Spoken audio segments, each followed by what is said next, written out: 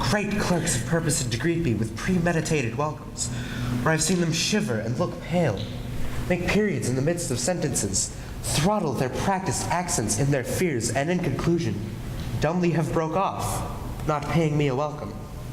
Trust me, sweet, out of this silence yet I picked a welcome, and in the modesty of fearful duty, I read as much as from the rattling tongue of saucy and audacious eloquence. Love, therefore, and tongue-tied simplicity, in least, speak most to my capacity. So please, in all grace, the prologue is addressed. Let him approach.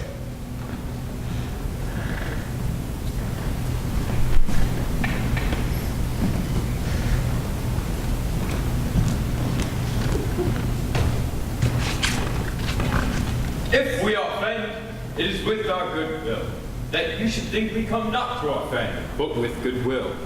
To show our simple skill, that is the true beginning of our end. Consider then, we come but in despite, we do not come as minding to contest you. Our true intent is, all for your delight we are not here, that you should here repent you. The actors are at hand, and by their show you shall know all that you are like to know. This fellow doth not stand upon points. He hath rid his prologue like a rough colt. He knows not to stop. 'Tis a good morale, my lord. It is not enough to speak, but to speak true. Indeed, he hath played on his prologue like a child on a recorder, a sound, but not in government. His speech was like a tangled chain, nothing impaired, but all disordered. Who is next? Gentles, perchance you wonder at this show, but wonder on till truth make all things plain. This man is Pyramus, if you would know. This beauteous lady, Thisbe is simple. This man, with Lyman rough cast, doth present wall, that vile wall which did these lovers sunder. And through walls chink, poor souls, they are content to whisper, at the which let no man wonder. This man, with lanthorn, dog, and bush with thorn, presenteth moonshine. For if you will know, by moonshine did these lovers think no scorn to meet at Ninnis' tomb, there to woo. This grisly beast, which Lion hides by name, the trusty Thisbe, coming first by night, did scare away, or rather did affright. And as she fled, her mantle she did fall, which Lion, vile, with bloody mouth did stain. Anon comes Pyramus, sweet youth and tall, and finds his trusty Thisbe's mantle slain. Whereat with bloody, blameful blade, he bravely broached his boiling, bloody breast, and Thisbe, carrying in mulberry shade, his dagger drew and died. For all the rest, let lion, moonshine, wall, and lovers twain at large discourse, while here they do remain. I wonder if the lion be to speak. No wonder, my lord. One lion may when many asses do. In this same interlude it doth befall, that I, one snout by name, present wall. And such a wall that would have you think that it had a crannied hole or chink through which the lovers Pyramus and Thisbe did often whisper very secretly, this loam, this rough cast, this stone doth show that I am that same wall. This the cranny is right and sinister through which the fearful lovers are to whisper. Would you desire lime and pear to speak better? It's the wittiest partition I've ever heard discourse, my lord. Pyramus draws near the wall. Silence. Oh, grim looked night. Oh, night, with hue so black.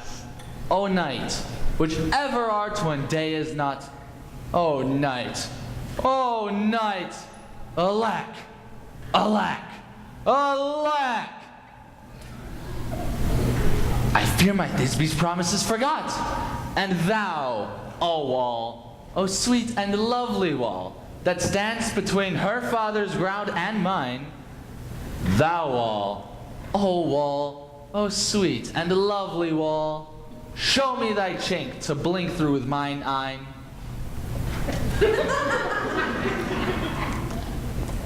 Thanks, courteous wall. Jove shields thee well for this.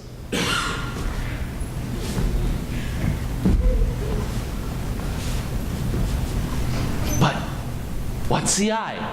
No Thisbe do I see. O wicked wall, through whom I see no bliss, cursed be thy stones for thus deceiving me. The wall, methinks, being sensible, should curse again. No, in truth, sir, he should not. Deceiving me is Thisbe's cue.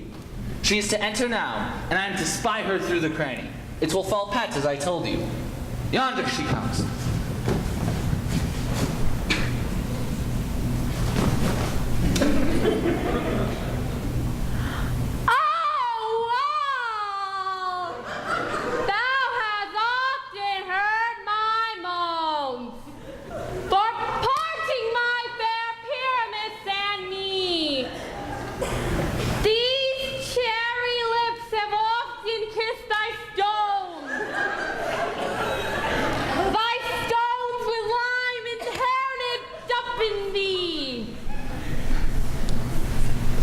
I see a voice. Now will I to the chink, to spy and I can hear my Thisbe's voice. Thisbe? My love, thou art my love, I think. Think what thou wilt. I am thy lover's grace, and like Limender am I trusty still. And I like Helen, till the fates me kill. Not Shephelus to Procrus was so true. As Shephelus to Procrus I to you. Oh, kiss me through the hole of this vile wall.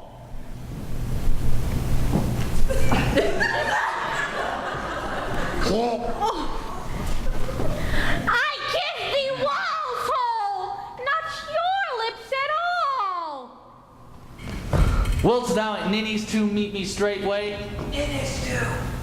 Ninnis to meet me straightway? Tide life, tide death, I come without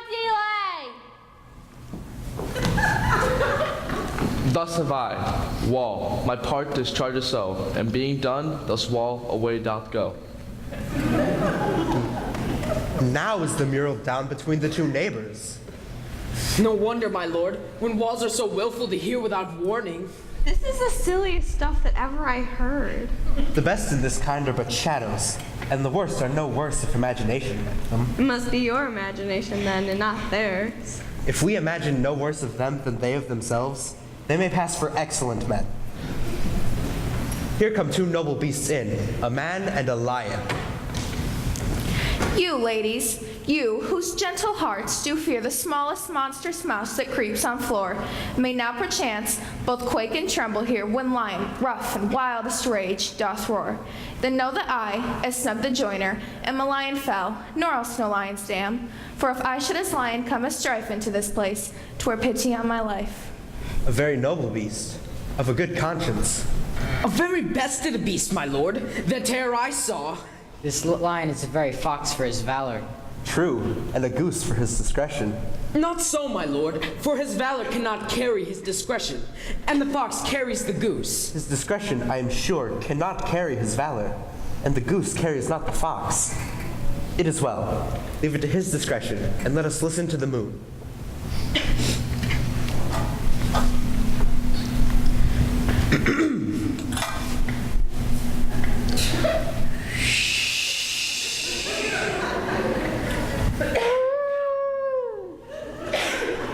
This lanthorn doth the horned moon He present. should have worn the horns on his head. He has no crescent, and his horns are invisible within the circumference.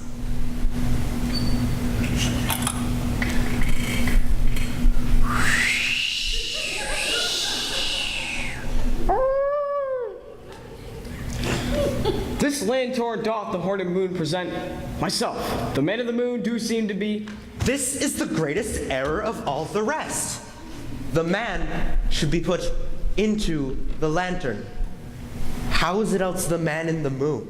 He dares not go there for the candle, for you see, it is already in snuff. I am aweary of this moon. What he would change. It appears by his small discretion that he is in the way, but yet, in courtesy, in all reason, we must stay the time. Proceed, moon.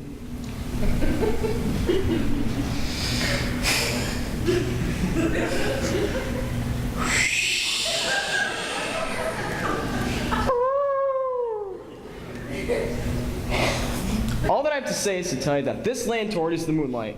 I, the man of the moon, this thorn bush, my thorn bush, and this dog, my dog. Why all these things should be in the lanthorn? How else is it the man in the moon? But silence, here comes Thisbe.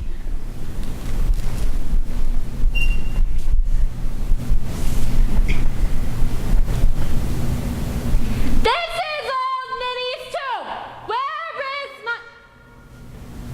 Where is my love? Well roared, lion. Well run, Thisbe. Well shown, moon. Truly, the moon shines with a good grace. Well moused, lion. And then came Pyramus. And so the lion vanished. I thank thee, moon, for thy sunny beams. I thank thee, moon, for shining now so bright, for thy gracious, golden, glittering gleams. I trust to take of truest Thisbe's sight. But stay, O spite! But mark, poor knight, what dreadful dole is here? Eyes, do you see? How can it be? O dainty duck, O dear, thy mantle good. What, stained with blood? Approach, ye furies fell! O fates, come, quail, crush, conclude, and quell. This passion, and the death of a dear friend, would go near to make a man look sad. Beshrew my heart, but I pity the man. O wherefore, nature, didst thou lion's frame, which lion vile hath here deflowered, my dear, which is, no, which was the fairest dame that lived, that loved, that liked, that looked with care. Come, tears, confound, outsword, and wound the pap of Pyramus. I, that left pap, whose heart doth hop. Thus die I. Thus.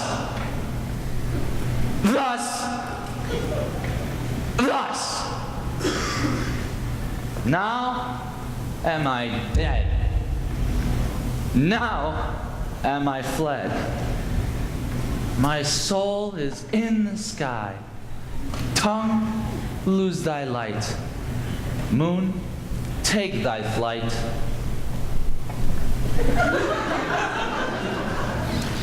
Now, die.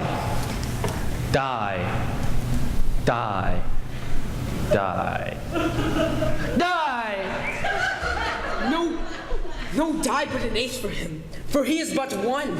Less than an ace, man, for he is dead. He is nothing. With the help of a surgeon, he might yet recover and prove an ass. How chance moonshine is gone before Thisbe returns and finds her lover? She will find him by starlight. Here she comes, and her passion ends the play. I hope she will not use such a long one for such a Pyramus. I hope she'll be brief. And now we will mote. Which Pyramus, which Thisbe is the better? He for a man, God warrant us. She for a woman, God bless us. She hath spied him with those sweet eyes. And thus she means videlicet.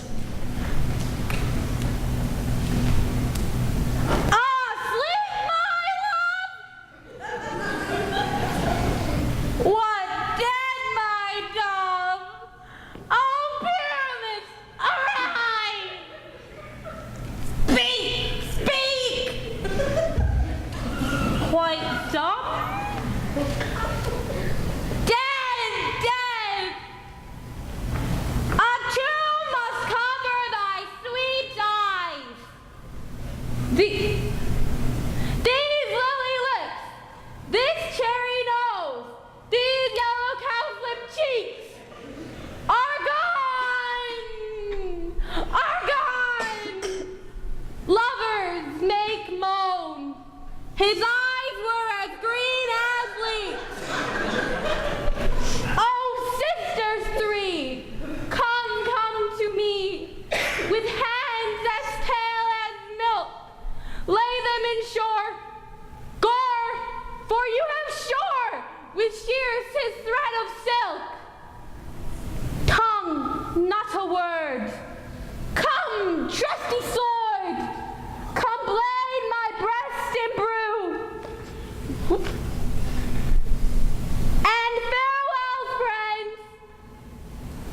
Thisbe ends. Adieu! Adieu! Adieu!